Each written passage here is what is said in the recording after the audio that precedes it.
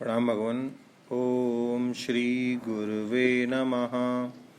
ओम आनंद कर प्रसन्नम ज्ञान स्वरूपम निज बोधयुक्तम योगींद्रमीशं भवरोगवैद्यम श्रीमद्गुरुं नित्यम् अहं नमामि। ओम शांति शांति शांति। ओम ओम कठोपनिषद प्रवचन भाग 2 द्वारा स्वामी खंडानंद सरस्वती जी महाराज। भगवान कल स्वामी जी ने बताया कि सबसे बड़ी ग्रंथि जो है वो अविद्या ग्रंथि है, और इसको हमने बेसिकली कि मान लिया है कि हम इसमें फंस गए हैं, किंतु है नहीं ऐसा। विचार अगर हम करें तो हम निकले हुए ही हैं, कभी फंसे ही नहीं थे। अब स्वामी जी कहते हैं कि भाई ये ग्रंथि क्या हुई, तो इसके विषय में स्वामी जी बता रहे हैं कि अन्य को सच्चा मानना ग्रंथि है, अन्य को मेरा मानना ग्रंथि है, अन्य को मैं मानना ग्रंथि है। अन्य को सच्चा मानना, अन्य को मेरा मानना, अन्य को मैं मानना ग्रंथि है। इसलिए बोले यदा सर्वे प्रभिद्यन्ते हृदय से ग्रंथस्य। कुटिलता छोड़ो बाबा, सहज भाव से रहो। भूख लगे तो खा लो, प्यास लगे तो पी लो, नींद आवे तो सो जाओ, चलने का मन हो तो चल लिया। यत यत कर्म करोमि तत् तत् अखिलम शंभो त्वाराधनम। देखो भक्त कैसे बोलता है, आत्मा त्वम, मैं और तुम दोनों एक हैं।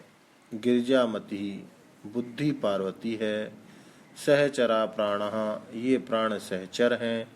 शरीरम गृहम, शरीर घर है। पूजा ते विषयोपभोग रचना, मुंह से जो अन्न डालता हूँ, पानी डालता हूँ, यह तुम्हारी पूजा है। निद्रा समाधि स्थिता, सोता हूँ वही समाधि है।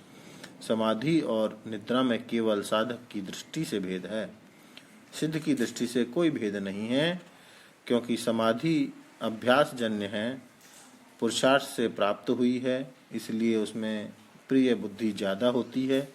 लेकिन विषय अभान रूप जो बुद्धि निद्रा की अवस्था है वह तो समान ही है। संचार है पदयो प्रदक्षिण विधि, पद से चलते हैं यह प्रदक्षिणा है। जहाँ जहाँ चलते हैं सो ही परिक्रमा है। स्तोत्राणि सर्वा गिरो, जो बोलता हूँ वही स्तुति है। माने अलग से स्तुति करने की जरूरत नहीं है, अलग से प्रदक्षिणा करने की जरूरत नहीं है। जो जो हो रहा है वह सब हे शंभो तुम्हारी पूजा है। यत यत कर्म करोति तत् तत् अखिलम शंभो त्व आराधनम। इसी जिंदगी में सारी गांठ टूट गई, अब क्या करने की जरूरत है। यज्ञानाम च कृतं सहस्त्रम युतम देवः च संपूजितः।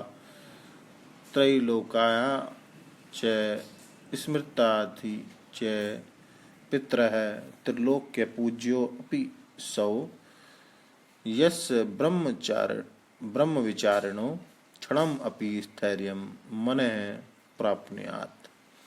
एक क्षण ब्रह्म चिंतन में लगा मन, एक क्षण यह ख्याल हुआ कि मुझ अद्वितीय ब्रह्म के सिवाय और कुछ नहीं है।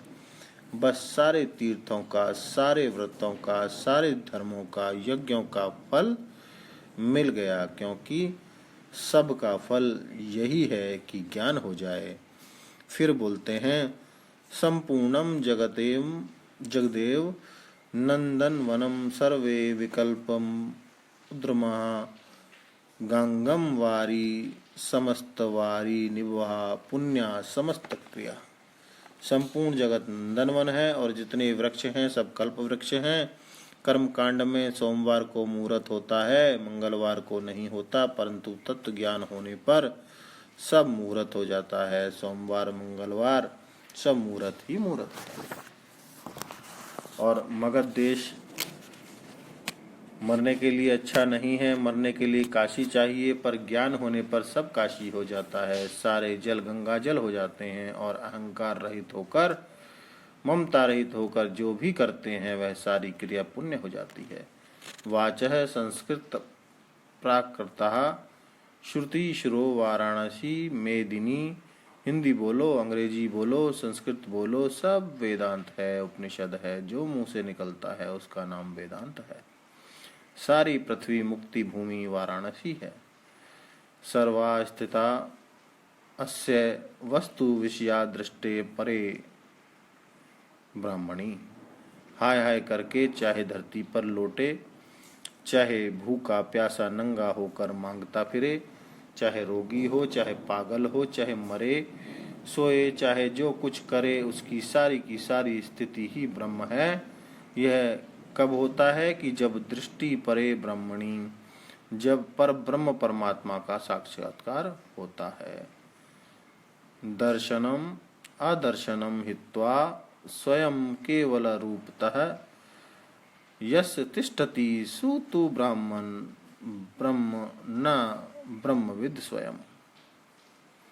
जिसने ज्ञान और अज्ञान का झगड़ा छोड़ दिया, अब ब्रह्माकार वृत्ति बनावेंगे, तब विद्या की निवृत्ति होगी, तब ब्रह्म साक्षात्कार होगा, तब हम ब्रह्म होंगे। बोले अरे अपने को ऐसा ब्रह्म जाना कि ब्रह्माकार वृत्ति और संसारकार वृत्ति का भेद ही मिट गया। अब न ज्ञान है और न अज्ञान है।